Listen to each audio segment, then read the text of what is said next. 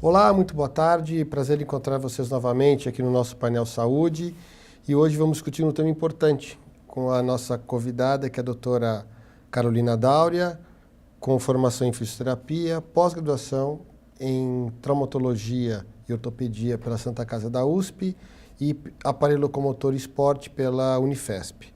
E atualmente a doutora Dáurea termina o mestrado em psicobiologia também pela Unifesp. Então eu queria agradecer a presença da doutora Dáurea para discutir sono, ou o que atrapalha o sono. E como que o exercício poderia ser importante para o sono. Então, doutora Dáurea, muito obrigado pela presença. Eu que agradeço. O que seria melhor a gente discutir? O ser humano precisa dormir, ou seria melhor dizer que o ser humano ele tem como característica o sono? Qual das duas coisas seria importante para a espécie humana, por exemplo? Na verdade, acho que as duas coisas, né? Uhum. Mas o mais importante é lembrar que o sono, ele é uma condição fisiológica necessária, né? Nós precisamos dormir. Ainda hoje a gente escuta algumas pessoas falando, não vou dormir, não preciso dormir, dormir é uma perda de tempo. Não é uma verdade, né? O sono é uma condição necessária, fisiológica, onde acontecem uma série de ações mesmo que só acontecem no período noturno, né? Então, a liberação de determinados hormônios, a restauração da parte física, a restauração da parte cognitiva. Então, é importante e é necessário, sim, dormir. Agora, quantas horas seria importante dormir? Minha avó dizia que tem que dormir 8 horas, eu não sei o que, 9 horas. A pergunta é, quantas horas seriam interessantes para eu ter um sono recuperador? Então, essa questão do horário, né, de quantas horas, é uma variação bastante individual. Ainda há esse mito, né, de que são necessárias 8 horas de sono, né? Na verdade, a maioria da população, que nós chamamos de indiferentes, eles têm uma necessidade em torno, né, na média, de 7 a 8 horas. Porém, nós temos também os curto-dormidores, que são pessoas que têm uma necessidade de, no máximo, 6 horas de sono. E nós temos também os longo-dormidores, que eles têm uma necessidade mínima de 9 horas de sono. Então, é uma variação bastante individual. Na média, a maioria da população precisa de 7 a 8 horas de sono para se sentir descansado, restaurado. Agora, se pensar em termos de idade, por exemplo, as crianças, adolescentes, adultos, idosos, há uma flutuação da quantidade de horas que dormimos. E por que isso acontece? Então, isso é característico mesmo do envelhecimento, né? Então, as crianças, né, os bebês, eles têm uma necessidade muito maior de sono, né? Até porque eles estão numa fase de desenvolvimento mesmo, né? Os adultos têm essa necessidade média de 7 a 8 horas de sono, né? E quando a gente vai envelhecendo, né, os idosos, eles têm uma necessidade um pouco menor. Né? E também, de certa forma, eles acabam fracionando muito mais, né? Eles até falam, eu durmo pouco, né? Então, os idosos, eles falam, durmo 5 horas, 4 horas por noite, mas também eles cochilam com uma facilidade muito maior, né? Então, às vezes, estou sentado para ver televisão, a sua avó deve falar, não estava dormindo, né? Exato. Tem que falar, estou acordada, mas eles cochilam, na verdade, com uma facilidade Agora, maior. esse cochilo que você cita que os idosos acabam tendo, é uma característica fisiológica também. Sim, fisiológico. Então, o adulto poderia ter essa vontade de cochilar. Sim, e até uma dúvida, né? Se é certo cochilar ao longo do dia ou não. Em alguns países, essa sesta, né? Ela é até considerada, às vezes o estabelecimento fecha para que o indivíduo realmente possa passar por essa sesta, né?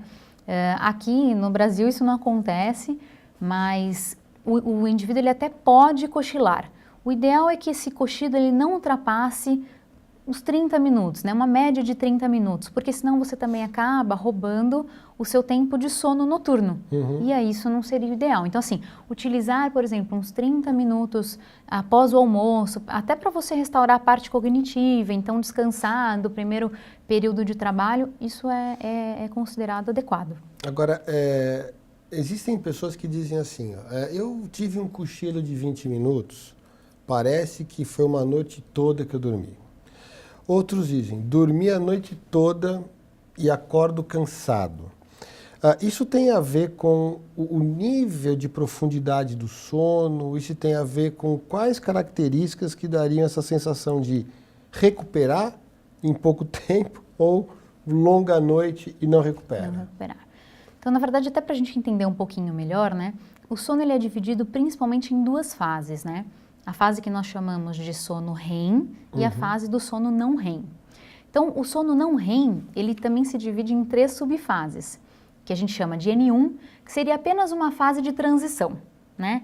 A fase N2, ela é uma fase que dura quase 50% do nosso tempo total de sono, e ela é uma fase em que nós falamos que esse sono ele é mais superficial.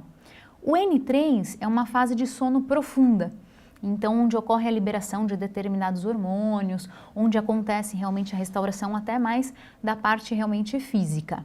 E o sono REM, que ele tem nesse nome REM, né, que significa Rapid Eye Movements, que é movimento rápido dos olhos, é uma fase onde acontecem os sonhos, né, e é uma fase onde ocorre mais a restauração da parte cognitiva mesmo. Então o REM, ele vem antes do não REM? Não necessariamente. Se a gente fosse até pensar por uma ordem, pelo contrário, acontece primeiro N1, aí o indivíduo passa para N2, geralmente ele aprofunda o sono em N3, aí ele superficializa para N2 e entra em REM. Então isso na verdade é um ciclo. Então até o nosso sono, nosso tempo total de sono, ele é formado por ciclos. A gente vai ciclando ao longo da noite, geralmente de 5 a 6 ciclos. E cada ciclo dura em torno de 70 a 120 minutos. Agora, considerando então que esses ciclos acontecem e tem a ver obviamente com o tempo de sono, se encurtar o tempo de sono daquela pessoa que tem um ciclo mais longo, o que acontece com esses microciclos durante essas horas que são reduzidas? Então, com os microciclos, necessariamente pode até não ter alteração. Mas o grande problema hoje em dia é que diariamente a gente acaba privando o nosso sono. Entendi. Então, um ponto importante também é pensar nessa variação individual, né? Então, como eu falei, de você ser um curto dormidor, um indivíduo indiferente ou um longo dormidor. E aí um outro ponto importante é a gente lembrar que tem uma outra variação individual, que são os indivíduos vespertinos ou os indivíduos matutinos. Então, os indivíduos matutinos, eles preferem dormir cedo e acordar cedo. E os indivíduos vespertinos, eles preferem dormir tarde e acordar tarde. Então, se você é um indivíduo vespertino e você precisa acordar, por exemplo, às 6 horas da manhã, o seu organismo vai ser privado de sono cronicamente. Então, assim, hoje em dia, um ponto importante da gente ressaltar é que a sociedade nos leva a isso, né? Então, tem um termo até nos Estados Unidos que chama Sociedade 24/7, que é uma sociedade que funciona 24 horas por dia durante os 7 dias na semana. Só que, na verdade, por isso, a gente acaba sendo cronicamente privado de sono. Então, às vezes, você chega depois de um dia inteiro de trabalho, que horas que você vai fazer o mercado? Às 11 horas da noite. Então, você vai dormir mais tarde, só que o seu horário de acordar ele vai continuar sendo o mesmo. Você tem aquele horário X de despertar, porque você precisa trabalhar. Então, isso faz com que todos os dias você tire um pouquinho, você não vai, por exemplo, encurtar os teus ciclos menores, mas você vai encurtar o teu tempo total de sono. E aí, cronicamente, você vai começar a ser privado de sono. Isso pode gerar algum distúrbio? Isso, na verdade, pode gerar consequências, na verdade, para o teu desempenho nas atividades diurnas, né? Então, no teu trabalho, no desempenho das tarefas, na parte de atenção, de memória, então alterações cognitivas e alteração da parte física também, né? De fadiga, sonolência, né? Os distúrbios do sono, eles vão entrar numa outra classificação, né? Então, hoje em dia, a apneia obstrutiva do sono, a insônia, o bruxismo, os movimentos periódicos de pernas, eles são considerados distúrbios do sono que eles vão afetar principalmente a qualidade do teu sono. Às vezes não necessariamente a quantidade, mas principalmente a qualidade do teu sono. Então, por exemplo, o indivíduo que tem a famosa apneia do sono, ele dorme constantemente mal. E isso leva, obviamente, a um quadro de fadiga e etc. do dia a dia. Do dia a dia. O indivíduo que sofre de insônia, na verdade, ele sempre acha que ele dorme a quantidade normal de sono. Então, não é aquele indivíduo que ele fala, dormia menos do que eu precisava. Geralmente, ele dorme a quantidade de sono normal, ele sente que ele dormiu a noite inteira. Só que o que acontece com a insônia, não, com a apneia, né? É que esse indivíduo, ele tem alguns despertares. Esses despertares, ele geralmente não percebe, não são despertares que você fala, olha, acordei. São micro despertares. Só que o que acontece nesse quadro de apneia é que você geralmente não aprofunda o teu sono. Então, você passa a maior parte do teu tempo total de sono num estágio superficial. Quer dizer, se você não entra naquele N3, né, que é o estágio mais profundo, você não tem a restauração, por exemplo, da tua parte física. Então, um quadro muito comum do indivíduo que sofre de apneia é a sonolência excessiva diurna.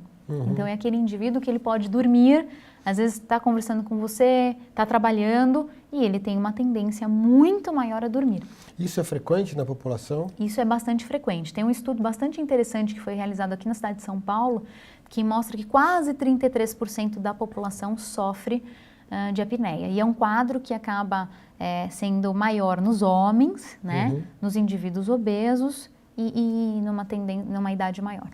A experiência que você tem lá no hospital, lá no Albert Einstein, já que você trabalha lá no programa de medicina preventiva, quais seriam os distúrbios mais frequentes daquela população adulta, com nível socioeconômico mais alto? O que vocês encontram basicamente com essa população? Então, principalmente a apneia, né, e a insônia. São os dois quadros mais frequentes. Então, até para diferenciar um pouquinho a apneia da insônia, né? Então, a apneia ela tem mais essa questão do distúrbio, de ser um distúrbio respiratório, né? Onde você tem ou a cessação da passagem de ar, que é a apneia, ou a diminuição da passagem de ar, que é a hipopneia. E a insônia é um quadro onde você pode ter tanto a dificuldade para iniciar o seu sono, ou a dificuldade para manter o seu sono, né? Então, a dificuldade para iniciar é aquele indivíduo que fala para você, eu deito na cama e não consigo dormir, eu demoro horas para dormir.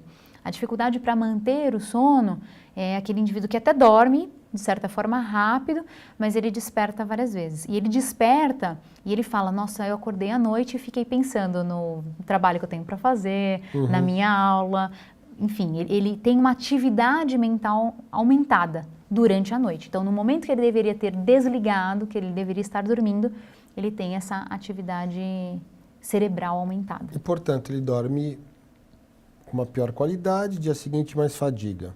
Exatamente. Um ponto importante da insônia é que geralmente ela vai te dar um prejuízo diurno.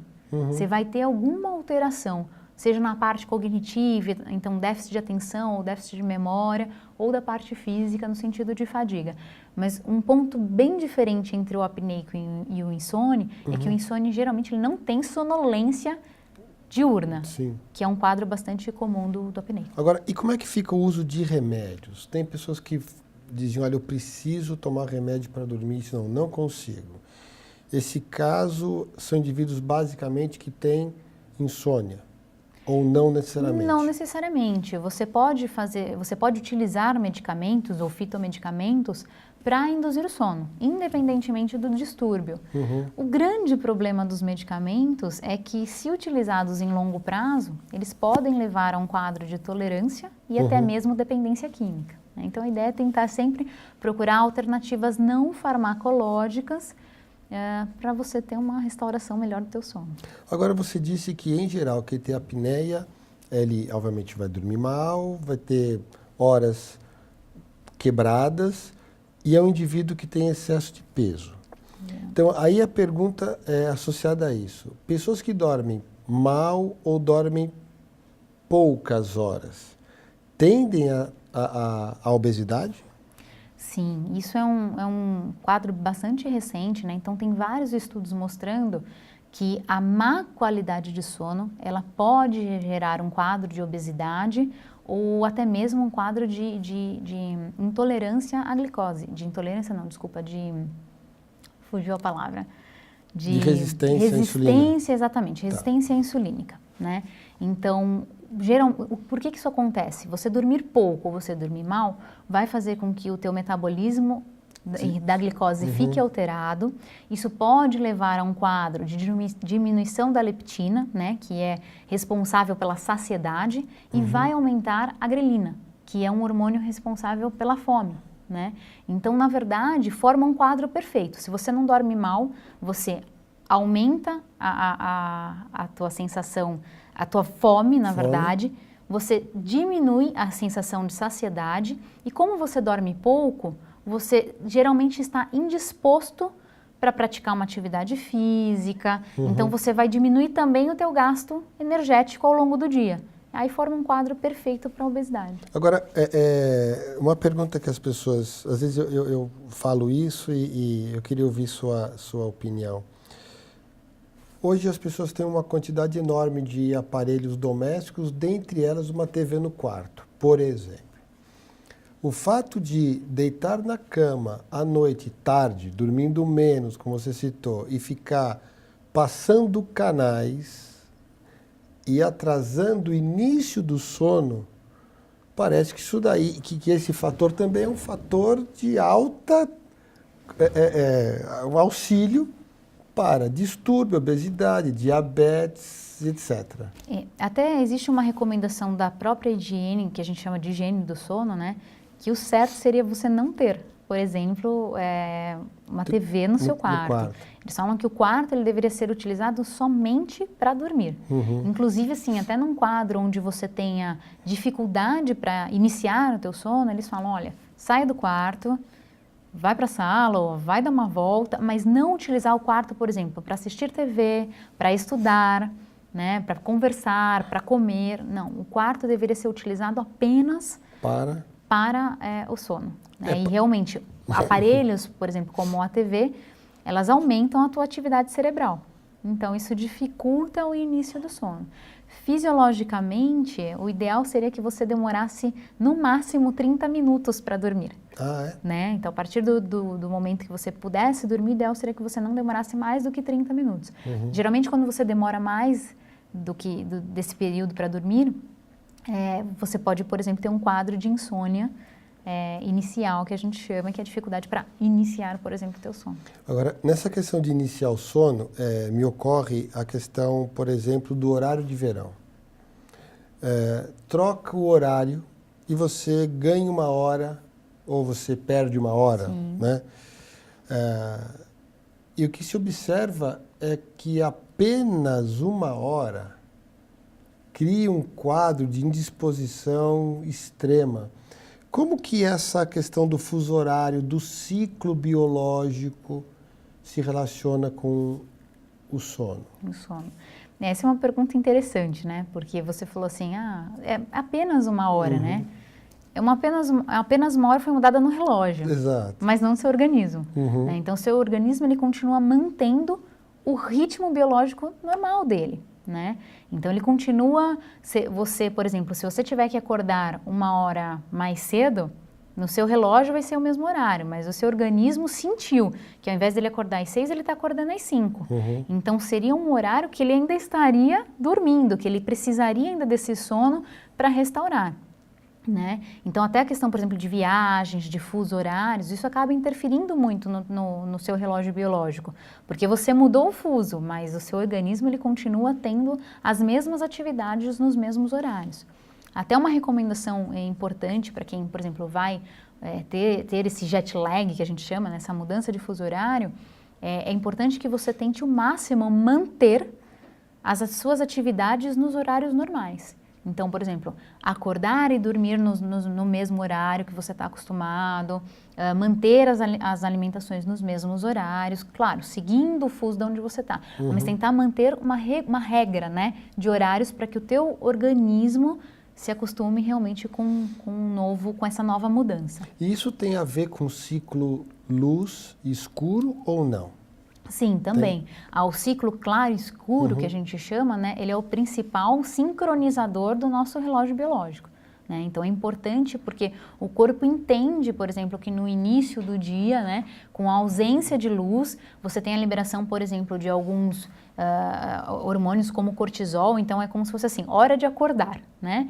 E no final do dia, quando você vai tendo essa diminuição da luz, você tem, por exemplo, a liberação da melatonina, que é um hormônio responsável pela indução do teu sono.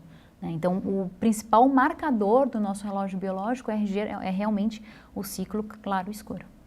Muito bom. Eu queria agradecer a doutora Carolina. Hoje foi um assunto extremamente interessante.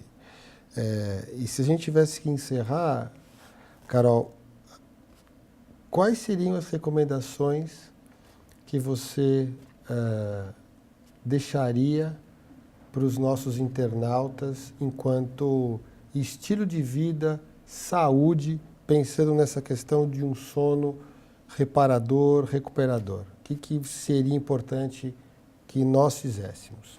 Então, principalmente, sempre pensar que o sono é importante, é necessário.